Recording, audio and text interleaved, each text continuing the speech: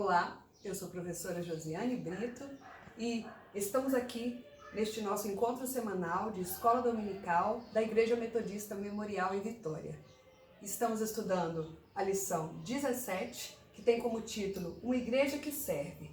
O texto bíblico base para o nosso estudo é em 1 Pedro, 4, dos versículos 7 até o versículo 11. Vamos orar? Senhor Deus, muito obrigada por este dia abençoado que temos. Muito obrigada pelo teu amor dispensado até nós. Muito obrigada, Pai, pelo teu cuidado em nos trazer a tua palavra para nos ensinar, para nos instruir como devemos caminhar, como devemos agir. Pai, pedimos que o Senhor nos mostre realmente, claramente, esta tua vontade. Abençoe a cada um e a cada uma que estarão, Senhor Deus, ouvindo esta lição. Fica conosco, dá-nos um dia de paz. Oramos em nome de Jesus. Amém. Leiamos então 1 Pedro 4, de 7 até o versículo 11. E já está próximo o fim de todas as coisas. Portanto, sede sóbrios e vigiai em oração. Mas, sobretudo, tende ardente amor uns para com os outros, porque o amor cobrirá multidão de pecados. Sendo hospitaleiros uns para com os outros, sem murmurações. Cada um administre aos outros o dom como o recebeu, como bons despenseiros da multiforme graça de Deus. Se alguém falar, fale segundo as palavras de Deus. Se alguém administrar, administre segundo o poder que Deus dá, para que em tudo Deus seja glorificado por Jesus Cristo, a quem pertence a honra, a glória e o poder para todos sempre. Amém. Quais são os desafios de servir na igreja hoje, em tempos de pandemia? Como que a gente pode vencer esses desafios? Eu sei que não é fácil, né? Será que traz alguma alegria servir a igreja nesses tempos? Como que isso pode motivar pessoas a se engajarem na obra do Senhor? Essas são as perguntas e os questionamentos que nós podemos fazer no início dessa lição, mas que ao final dela você deve estar já consciente do que nós devemos fazer. Sabemos que não tem sido fácil, não é? Bem, mas o Senhor está nos orientando através da sua palavra. E nessa carta que Pedro escreveu aos cristãos, daquela época, ele fala o seguinte, que é um processo de crescimento, Pedro manda essa mensagem como um processo de crescimento em Cristo. A intenção dele é tratar de preceitos, de regras que são importantes, que devem reger toda a existência cristã. Estes preceitos, essas regras, têm a ver com a ética, com a integridade, com a consciência, com a convicção e que alteram toda a forma de ser e de se relacionar. Pedro também fala da esperança, mas também de santidade, fala de amor e fala de serviço. No capítulo 1, ele apresenta as pessoas destinatárias como aquelas que são os forasteiros da dispersão, da diáspora, naquele ponto ali da galáxia, da Capadócia, na Ásia e na Bitínia. Alguns destes lugares são pequenos vilarejos, aldeias, E assim é possível perceber a mensagem de Jesus sendo pregada em todo o canto. Não era só nas grandes cidades, mas também nas pequenas cidades, nos pequenos vilarejos, ali era pregada a palavra do Senhor. E a carta, ela vem sinalizar que aqueles novos seguidores da fé, eles são estrangeiros, são peregrinos, forasteiros, e eles estão totalmente dispersos ali naqueles locais. Essa realidade mostra, para o povo, salta aos olhos, porque peregrino, do grego paroikoi, quer dizer estrangeiro residente, ou seja, ele é alguém que tem permissão para residir e para cumprir os deveres naquele local, mas ele não tem os direitos de uma pessoa que é cidadã. Já forasteiros, que vem do grego pararepidemoi, este significa estrangeiros que não têm licença para permanecer naquele país e que não possuem nenhum direito e estavam nas piores condições do que os peregrinos, né? Que eram aqueles estrangeiros com permissão para estar ali. Essas condições, elas mantinham esse povo, esses forasteiros, esses estrangeiros, na margem, né? Na marginalidade. E eles sofriam muitas calúnias, difamação, e a comunidade local fazia essa pressão em cima deles. E o desafio ao serviço, registrado lá no capítulo 4, encontra-se com esse alerta, né, que Pedro dá para o fim de todas as coisas. Diante da proximidade deste fim de todas as coisas, os cristãos e as cristãs, eles deveriam buscar usar de sobriedade para orar e para ter muito amor uns para com os outros. Considerando esses dois fatores, o que Pedro fala? Sejam hospitaleiros, não murmurem. Né? Esse contexto de perseguição àquele povo estrangeiro, peregrino, ele tinha que ser acolhedor às pessoas que não tinham para onde ir e para onde viver. Sua vida, sua casa deveriam estar abertas para que estas pessoas pudessem chegar. Ser hospitaleiros, lá no grego, philoxenos ou philoxenos, adjetivo composto que a gente tem aqui a primeira parte, filho, que é amar, e o xenos, estrangeiro ou estranho, né? E a gente pode dizer que isso é traduzir o amor em ações. Tem a ver com mutualidade, com respeito, com acolhida, com cuidado. Essas atitudes, elas são muito necessárias para poder suportar essas situações, né, extremas vividas naquela comunidade. Pedro fala, sirvam uns aos outros, cada um conforme o dom que recebeu de Deus, né? Aqui ele fala que o serviço é mais uma expressão de amor, tanto ao próximo como a Deus. Pedro está querendo dizer que ele não está além das forças de quem o realiza, porque ele é feito a partir de um dom, ou seja, a partir daquela carismata, que são os dons da graça. E esses dons, eles são dados por Deus por causa da sua graça, que é multiforme, diversificada, né? Esta expressão mostra que há diferentes dons e que eles são distribuídos individualmente, como Paulo também fala disto, né? Como bons dispenseiros, o grego dessa palavra, oikonomos, que significa governante ou gerente da casa, com bons dispenseiros desta graça, Pedro desafia ao zelo de servir, né? Reconhecendo que o dom pertence a Deus e que vem de Deus. Quando ele fala assim, olha, se alguém fala, fale de acordo com as orientações de Deus, né? Com aquilo que é sendo passado por Deus. Se alguém serve, faça-o na força de Deus, que Deus te dá. Esses exemplos, eles abrangem diferentes ministérios relacionados à palavra e ao serviço que Deus nos dá em geral. E o que eles mostram? Eles mostram fidelidade e dependência, que são essenciais no reino de Deus. Ninguém deve falar além do que recebeu de Deus. A palavra oráculos aqui é traduzida como logion, e se refere aos pronunciamentos de Deus. Oráculos são aquelas palavras divinas, né, de Deus. No nosso caso, do nosso Deus. E ninguém deve trabalhar na própria força. E muito menos desanimar. Mas sim usar a força com que Deus supre os seus filhos e as suas filhas. O objetivo do serviço mútuo também é declarado por Pedro no versículo 11. Quando ele fala que para que em todas as coisas Deus seja glorificado por meio de Jesus Cristo. O que a gente tem que lembrar é que o serviço é fruto dos dons que nós recebemos, né, dessa multiforme graça do nosso Deus. Ele beneficia o próximo e pode alegrar quem o pratica. Eu afirmo que ele alegra quem o pratica, mas acima de tudo, ele glorifica o nome do Senhor, que tem domínio sobre todas as coisas, por todos os séculos. Aleluia!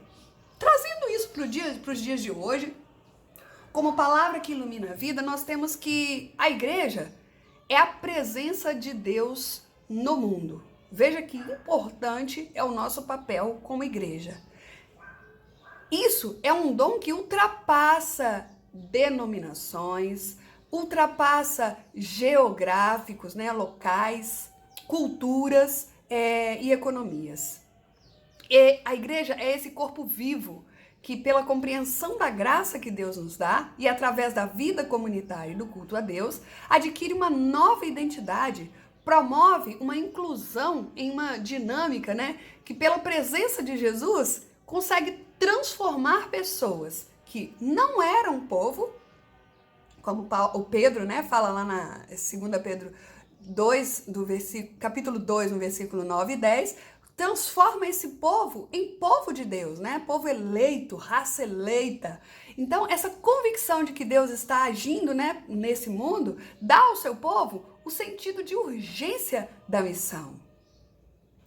Cada membro da família de Jesus, o Espírito presenteia com dons que são oportunidades para o serviço do Senhor, para o reino dele, né? Os carismas são diversos, esses dons, mas o objetivo deles é um só: glorificar a Deus servindo ao próximo. Em tempos de pandemia, a missão continua virtualmente. Os irmãos e as irmãs têm ministrado a palavra, né, todos os dias da semana, no domingo, tendo estudos de escola dominical comigo aqui, com a Michele para os jovens e adolescentes, com a Júlia para as crianças, ou seja, uma comunidade completa sendo servida. E tem ainda aqueles irmãos que estão servindo e que não aparecem aqui virtualmente, mas que fazem com que esse trabalho chegue para você, né, na melhor qualidade. Então nós temos aí, olha, a Enil, Saula, Juliana, Marcela, a Carla e a pastora, né? Também o pastor Rubens, intercedemos por ele. Temos estes irmãos sempre agindo virtualmente nesse tempo de pandemia. Por quê? Porque tem amor, porque quer atingir o coração dos irmãos e das irmãs que estão neste momento isolados. Você pode ser um pastor, um missionário, pode cuidar do louvor, ser aquela pessoa que cuida do templo, dedica, ensina. Bem, você pode fazer tudo. Mas Pedro ainda quer nos ensinar algumas formas de como é preciso viver esse serviço. Bem, ele nos diz que não adianta a gente ser igreja sem oração. Ele quer reafirmar que a oração era muito importante para aquele momento. E na igreja primitiva era essencial que houvesse esse momento, como também hoje, né? O serviço, a missão, eles eram discernidos e distribuídos a partir de oração. Então aquele povo orava e o Senhor orientava quem iria estar, né, fazendo aquele serviço, quem ia ministrar. Precisamos resgatar este princípio para os dias de hoje. Por quê? Porque muitas vezes, diante da necessidade da igreja, a gente passa mais tempo reclamando do que buscando soluções em oração. A oração feita criteriosa e sobriamente, ela nos fortalece a fé diante dessas necessidades e aponta os caminhos para supri-la, né? Usando os dons para o serviço do reino. Me lembro muito da pastora Raquel orando, né, nos momentos difíceis de decisão da nossa igreja, seja para o tesoureiro, o secretário, seja para qualquer ministério que nós temos, ela sempre fala: eu vou orar e Deus vai nos mostrar. A oração, né, como diria o bispo, me falhou o nome dele aqui agora, mas ele fala assim: a oração está sempre em ordem. Bispo Adriel, ele fala: a oração está sempre em ordem, como Pedro também, né, ressalta nessa carta. Outra coisa que Pedro fala: nós temos que ter amor com motivação.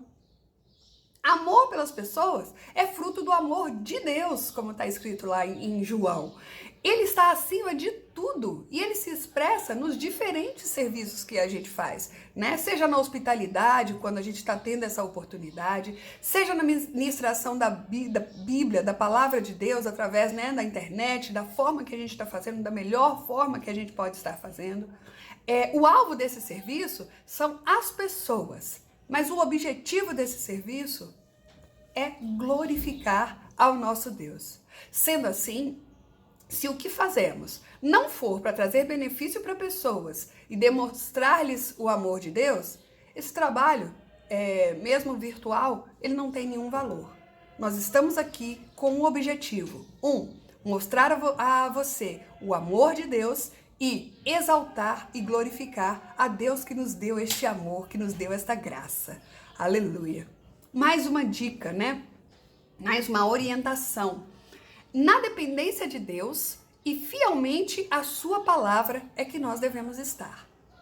A fidelidade, ela deve se manifestar naquilo que falamos em nome de Deus e também nas outras ações. Ou seja, eu tenho que praticar, fazer algo, mas eu também tenho que falar aquilo que está na palavra, claro. Não devemos realizar nenhum serviço que não seja direcionado por Deus, pois Ele é com sabedoria que distribui estes dons para cada pessoa poder atuar em diversas áreas dentro da igreja, compondo com outras todo o serviço do reino, que se manifesta, né, tanto na igreja quanto fora da igreja também. Assim, nós trabalhamos na força do Senhor, reconhecendo que tudo, né, a inspiração e a realização vem dele. E também glorificar ao Senhor.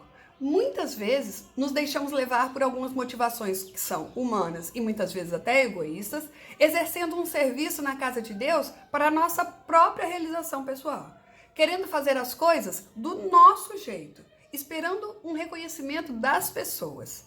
E até ficamos com raiva quando alguém nem nota, quando ninguém nota aquilo que nós fizemos. Mas o que fazemos não é por nós mesmos, porque primeiro foi Deus quem nos deu este dom, né? E é para Ele, que é doador dos dons, que opera tudo em nós e através de nós. Se a gente tem essa consciência de que o que a gente faz, que o serviço que a gente desempenha, ele é uma misericórdia, né? Uma graça que Deus tem por nós, aí a gente relembra que tudo isso é porque Ele me ama, é porque Ele me capacita e Ele me faz um instrumento nas mãos dEle. Assim, para glorificar a Deus, nós precisamos trabalhar com humildade e acolher as pessoas,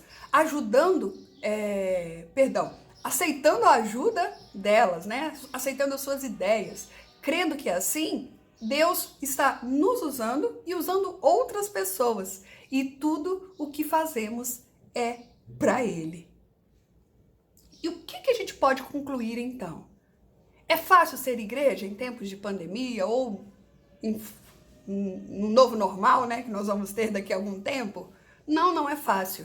Mas nós temos a direção. Nós temos os preceitos, as normas que fazem com que a nossa vida fique mais direcionada para aquilo que é realmente importante no reino de Deus. Nós é que somos essa igreja e responsáveis para que a marca desse serviço não se afaste dela.